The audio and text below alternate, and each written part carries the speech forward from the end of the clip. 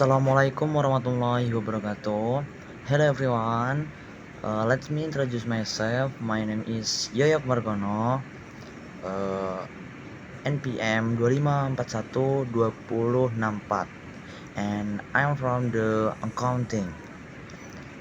In our previous video we talked about linear functions where we learned how the relationship between two variables can be represented in a straight line equation.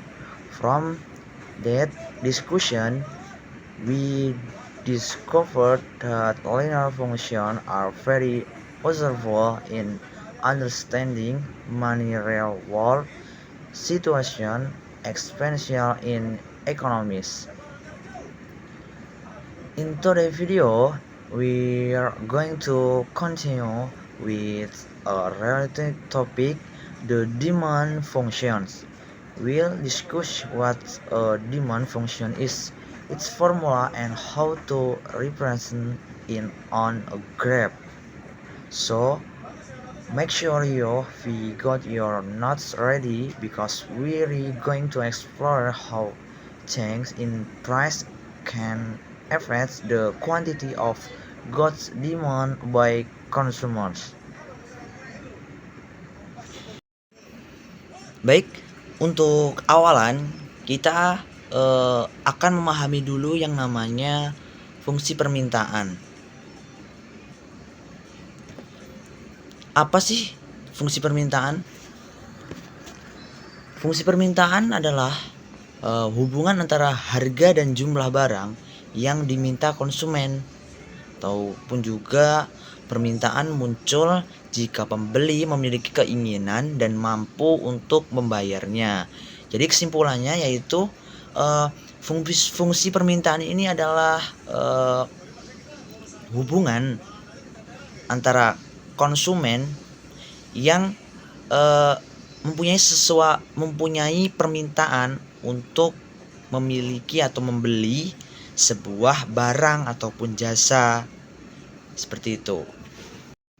Baik, selanjutnya setelah kita memahami apa itu fungsi permintaan, yang dimana tadi fungsi permintaan apa adalah hubungan antara harga barang dan jumlah barang yang diminta konsumen. Jadi di dalam fungsi permintaan itu terdapat sebuah hukum permintaan yang berbunyi, yaitu bila harga barang naik, maka jumlah permintaan akan menurun, sedangkan apabila harga barang menurun, permintaan akan naik.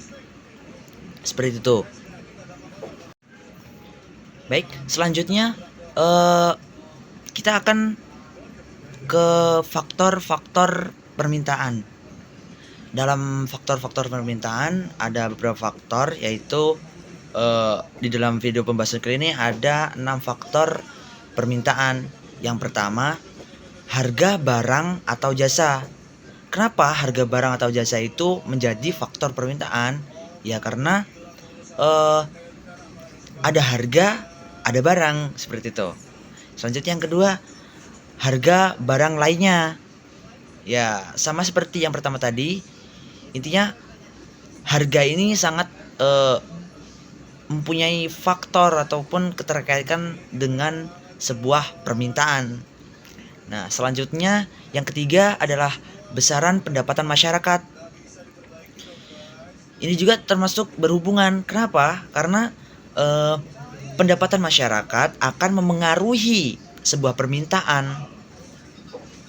Jika pendapatan masyarakat banyak ataupun sangat cukup, maka otomatis permintaan akan banyak, seperti itu. Sangat memengaruhi sebuah permintaan. Dan kebalikannya, jika pendapatan masyarakat atau ekonominya lemah, permintaan dalam suatu barang atau jasa akan sangat berkurang. Itu adalah hubungannya. Jadi selanjutnya yang keempat yaitu pendistribusian pendapatan. Kelima ada model kesukaan masyarakat. Nah, nomor 5 ini sangat berpengaruh sekali karena model ini sangat mempengaruhi minat dari masyarakat ataupun minat dari konsumen. Model-model ini harus disesuaikan dengan keinginan masyarakat ataupun konsumen. Ya, jadi itu adalah hubungannya ataupun pengaruhnya dalam permintaan. Selanjutnya yang keenam ada ramalan keadaan di masa depan.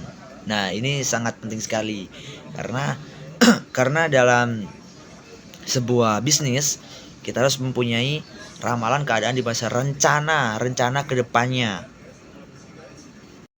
Baik, selanjutnya kita lanjut ke jenis-jenis permintaan. Dalam fungsi permintaan ini ada dua jenis ini termasuk subjudul besarnya. Akan tetapi di dalam subjudul besar tersebut ada terbagi lagi. Yang pertama berdasarkan jumlah permintaan. Nah, maksudnya jumlah permintaan apa aja? Dibagi menjadi dua, yaitu jumlah permintaan individu dan jumlah permintaan pasar.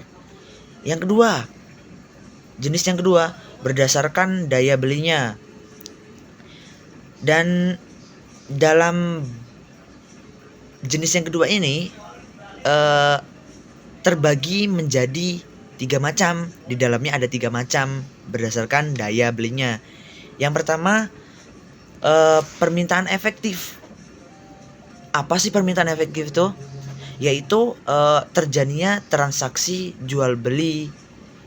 Maksudnya apa? Permintaan efektif itu terjadi jual beli dan itu berhasil sampai akhir gitu, finish, selesai. Dan konsumen mendapatkan barang jasanya dan produsen mendapatkan keuntungannya. Itu yang dinamakan permintaan efektif, sama-sama finish dan untung.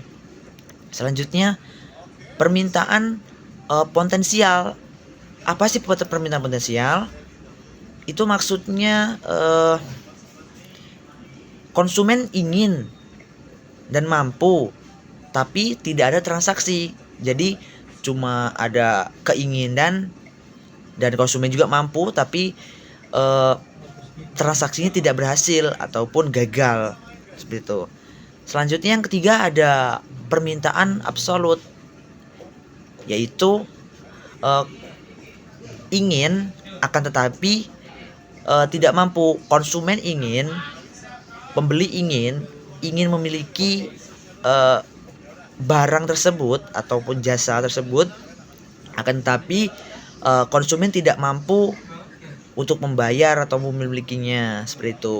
Mungkin ini sangat berhubungan dengan yang di faktor tadi, ada yaitu pendapatan masyarakat tadi. Baik, selanjutnya dalam fungsi permintaan ada rumusnya, yaitu QS sama dengan A min B kali P. Keterangannya